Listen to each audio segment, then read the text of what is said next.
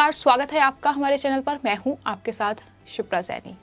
आम आदमी पार्टी के नेता कवि कुमार विश्वास, जिन्होंने अपने ही सहयोगी और करीबी दोस्त रहे अरविंद केजरीवाल पर कई गंभीर खुलासे किए हैं। उन्होंने अरविंद केजरीवाल के खालिस्तानियों से लिंक का बड़ा खुलासा किया है और इस पूरे मामले में लगातार राजनीतिक बयानबाजी का दौर जारी है। इस बीच आंदोलनजीवी राकेश टिकैत से सवाल किया गया कि आखिर कुमार विश्वास ने इस तरीके के आरोप लगाए हैं, तो इस पर राकेश टिकैत ने कहा है कि अरविंद केजरीवाल एक आंदोलनकारी हैं और उन्हें नहीं लगता कि वो ऐसे हैं। जिस तरीके के आरोप उन पर लगाए गए हैं, ये सब कुछ जो चल रहा है ये राज्यसभा की सीट की लड़ाई है, ये साफ तौर पर राकेश टिकैत की ओर से कहा गया है। लेकिन वहीं आपको बताते हैं, कवि कुमार विश्वास ने अपने सहयोगी अरविंद केजरीवाल को लेकर जो गंभीर खुलासे किए हैं, उसमें साफ तौर पर यह कहा है कि उनका खालिस्तानी समर्थकों के साथ मीटिंग करना और साफ तौर पर खालिस्तानियों की फंडिंग लेने से भी वो नहीं चूकेंगे। सिर्फ इतना ही नहीं,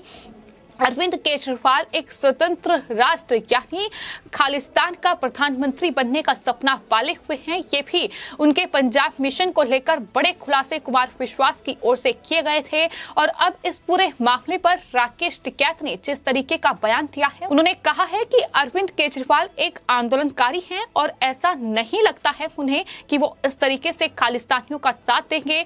कुमार विश्वास उनकी पार्टी में थे, राज्यसभा सीट पर उनका मतभेद था क्योंकि उन्हें राज्यसभा की सीट नहीं मिली, इसलिए इस तरीके के आरोप लगाए गए हैं। ये बयान राकेश टिकैत की ओर से आया है। हालांकि इस बयान में कोई चौंकाने वाली बात नहीं है, क्योंकि किसान आंदोलन के वक्त हम ये देख चुके हैं कि किस तरीके से खुद राकेश टिकैत, वो खुद को किसान नेता कहते हैं, लेकिन पूरे आंदोलन को चलाया किया और न सिर्फ उस आंदोलन की आड़ में सियासी रोटियां सेकी गई, बल्कि जिस तरीके से खालिस्तानियों का एजेंडा भी इस आंदोलन में खूब चला और खालिस्तानियों के साथ राकेश टिकैत बाकायदा जूम कॉल पर मीटिंग करते भी नजर आए थे। उसमें मोद हलीवाल जैसे जो कट्टर देश विरोधी लोग हैं, जो आतंकी संगठन के साथ रहते हैं, वो लोग उस मीटिंग में शामिल थे। तो जाहिर तौर पर तो खुद राकेश टिकैत सवालों के घेरे में हैं कि क्या सरकार का विरोध करने के चक्कर में वो देश विरोधी ताकतों के साथ उनके एजेंडे को हिंदुस्तान में आगे बढ़ाने का काम कर रहे थे।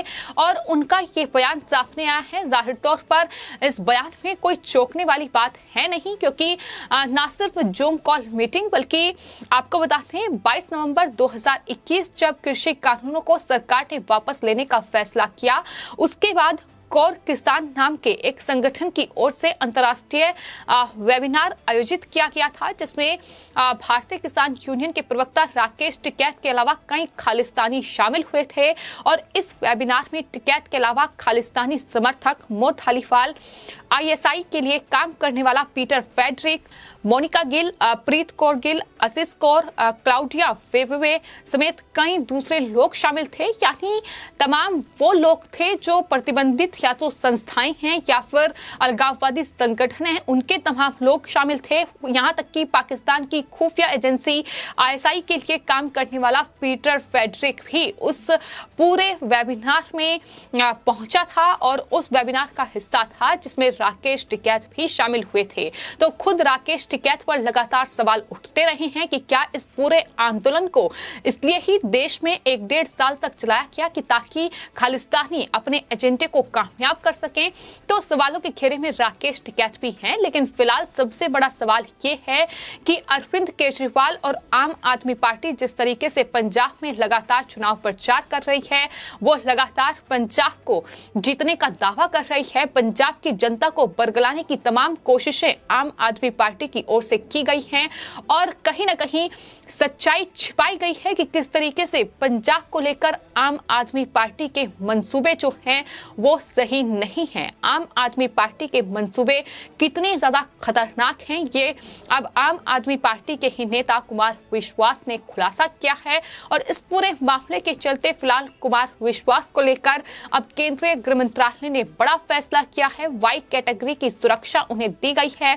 साथ ही सीआरपीएफ की सुरक्षा के साथ वाई कैटेगरी की ये सुरक्षा है जो कुमार विश्वास को प्रदान की गई है। यानी कहीं ना कहीं खतरा बढ़ा है। जिस तरीके से उन्होंने अरविंद केजरीवाल को लेकर ये बड़ा खुलासा किया है कि खुद उन्होंने रंगे हाथ अरविंद केजरीवाल को खालिस्तानी संगठन से जुड़े लोगों के साथ मीटिंग करते हुए पकड़ा है। और जब कुमार विश्वास की ओर से अरविंद केजरीवाल से सवाल किया गया कि आखिर ये क्या हो रहा है, तो इस पर केजरीवाल ने कहा कि इससे उनका फायदा होगा, इससे पार्टी का फायदा होगा। और हम सब जानते हैं कि किस तरीके से ये तमाम जो खालिस्तानी संगठन के से जुड़े लोग हैं, फिर चाहे वो सिख फॉर जस्टिस जो कि आतंकी संगठन है, खालिस्तानी आतंकी संगठन है, उसके संस्थापक गुरु पतवंत सिंह पन्नू जिस तरीके से तमाम वीडियो जारी करते हैं, तमाम जो लेटर उनकी तरफ से जारी किए गए हैं, उसमें हम देख चुके हैं किसान आंदोलन से लेकर और अभी तक कि किस तरीके से खासतौर पर पंजाब को लेकर उनके मंसूबे बिल्कुल साफ हैं कि वो पंजाब को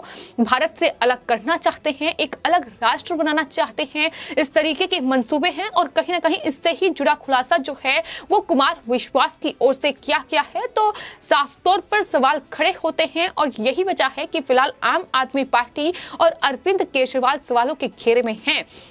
हालांकि सवाल ये भी लगातार उठ रहे हैं कि आम आदमी पार्टी और अरविंद केजरीवाल इस पूरे मामले पर सफाई पेश कर रहे हैं, लेकिन कुमार विश्वास की चुनौती को अभी तक अरविंद केजरीवाल ने स्वीकार नहीं किया है। जिसमें कुमार विश्वास ने अरविंद केजरीवाल को ये चुनौती दी थी कि एक बार अरविंद केजरीवाल ये कह दें कि मैं खालिस्तान का समर्थक नहीं हूं, मैं खालिस्तानियों का समर्थक नहीं हूं, तो मैं मान जाऊंगा। लेकिन इस तरीके से उनकी चुनौती को अभी तक स्वीकार नहीं किया गया है। लगभग 24 घंटे का वक्त बीत चुका है। तो ऐसे में संदेह के घेरे में अब आम आदमी पार्टी पूरी तरीके से आ चुकी है और कहीं ना कहीं पंजाब चुनाव से पहले उनके लिए मुश्किलें भी बढ़ चुकी हैं। वहीं इसी कड़ी में राकेश टिकैत का जो बयान सामने आया है, उससे एक बार फिर से यह स्पष्ट हो रहा है कि राकेश टिकैत जिन्होंने किसानों को बरगलाया और करीब 1-1.5 साल तक ये पूरा आंदोलन चलाया, तो इस आंदोलन को चलाया गया और कहीं ना कहीं उसके पीछे आम आदमी पार्टी भी थी। आम आदमी पार्टी का सपोर्ट जो है वो राकेश टिकैत को मिला था। बाकायदा जहां सिंघू बॉर्डर है, सिंघू बॉर्डर पर आम आदमी पार्टी ने तमाम फैसिलिटीज जो हैं वो इन प्रदर्शनकारियों को प्रोवाइड की थी। फिर चाहे उनके लिए वाईफाई का इंतजाम करना हो या फिर उनके लिए खाने का बंदोबस्त करना हो। दिल्ली की सरकार है, दिल्ली की सत्ता में है अरविंद केजरीवाल, लेकिन इन तमाम प्रदर्शनकारियों को रास्ते से हटाने की बजाय, दिल्ली के अलग अलग बॉर्डर को खोलने की बजाय जिस तरीके से वहां इन्हें बैठाया गया, वो साफ तौर पर बताता है कि आखिर अरविंद केजरीवाल के देश की राजधानी दिल्ली और पाकिस्तान से सटा हिंदुस्तान का राज्य पंजाब, उसको लेकर आखिर मंसूबे क्या हैं। जिस तरीके से कुमार विश्वास ने आरोप लगाया है, कहीं ना कहीं उसके बाद अब लगातार सवाल उठ रहे हैं कि आम आदमी पार्टी इस पूरे मामले पर जवाब दे। हालांकि जो जवाब दिए गए हैं वो बेहद हैरान करने वाले हैं, क्योंकि अरविंद केजरीवाल इस पूरे मामले पर ये जवाब देने की बजाय कि कुमार विश्वास ने जो एलिगेशन लगाए हैं उसमें बिल्कुल भी सच्चाई नहीं है, या फिर जो बहस की चुनौती अरविंद केजरीवाल को दी गई है उसे स्वीकार करने के बजाय साफ तौर पर खुद को स्वीट आतंकवादी बता रहे हैं और कह रहे हैं कि मैं भगत सिंह का चेला हूं। इस तरीके की बयानबाजी का दौर उनकी तरफ से जारी है।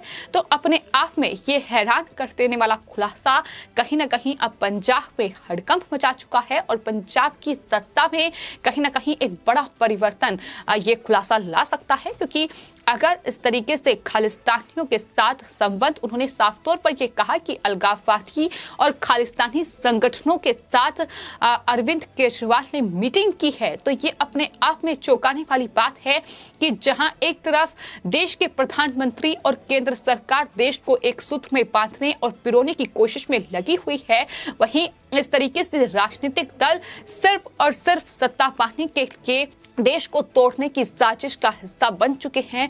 खालिस्तानियों का साथ लेने से भी नहीं चूक रहे हैं और राकेश टिकैत तो अपने आप ही किसान आंदोलन में बेनकाब हो चुके हैं कि किस तरीके से उन्होंने खालिस्तानियों का साथ केंद्र सरकार के विरोध के लिए चुना, किस तरीके से लाल किले पर हिंसा भड़की सबसे पहले, और उसके बाद एक तमाम ऐसी घटनाएं इस किसान आंदोलन से जुड़ी हुई सामने आई, जिसने कहीं ना कहीं राकेश टिकैत को पूरी तरीके से बेनकाब करके रख दिया। फिर चाहे वो लखीमपुर खीरी की घटना हो, जिस तरीके से वहां खालिस्तानियों की टी शर्ट पहने लोग नजर आए और उन्होंने गुंडागर्दी दिखाई, चाहे फिर सिंघू बॉर्डर पर हुए तमाम विवाद हो, जिस तरीके से वहां एक दलित युवक की हत्या की गई, निर्मम हत्या की गई, उसकी तस्वीरें भी किसी से छिपी नहीं है। तो ये खालिस्तानियों का एजेंडा है और ये हिंदुस्तान में खालिस्तानियों के समर्थक बैठे हुए हैं जो लगातार उनके एजेंडे को आगे बढ़ाने का काम कर रहे हैं। तो ऐसे में अरविंद केजरीवाल पर लगे आरोपों पर राकेश टिकैत का बयान कोई चौंकाने वाला नहीं है, क्योंकि राकेश टिकैत कहीं ना कहीं ऐसा बयान देके खुद को भी ये साबित कर रहे हैं कि वो भी एक आंदोलनकारी हैं और कोई भी आंदोलनकारी ऐसा नहीं होता है। तो बता दें कि राकेश टिकैत ये बखूबी तरीके से जान लें कि अरविंद केजरीवाल दिल्ली के मुख्यमंत्री हैं, अब वो कोई आंदोलनकारी नहीं है और खुद पार्टी के संयोजक भी हैं। तो ऐसे में वो पूरी तरीके से राजनीति खेल रहे हैं, राजनीति कर रहे हैं। बेहतर होगा कि राकेश टिकैत उन्हें आंदोलनकारी की संज्ञा ना दें। और जिस तरीके से इस पूरे मामले में एक के बाद एक खुलासे हो रहे हैं, अब उसी कड़ी में केंद्रीय गृह मंत्रालय ने कुमार विश्वास की सिक्योरिटी कवर उन्हें दिया है। उन्हें सीआरपीएफ के जवान अब उनकी सुरक्षा में तैनात रहेंगे। ये बड़ा फैसला केंद्रीय गृह मंत्रालय की ओर से किया गया है। फिलहाल आपकी इस पूरे मामले पर क्या राय है, हमें कमेंट बॉक्स में जरूर लिखें और चैनल को सब्सक्राइब करें। धन्यवाद।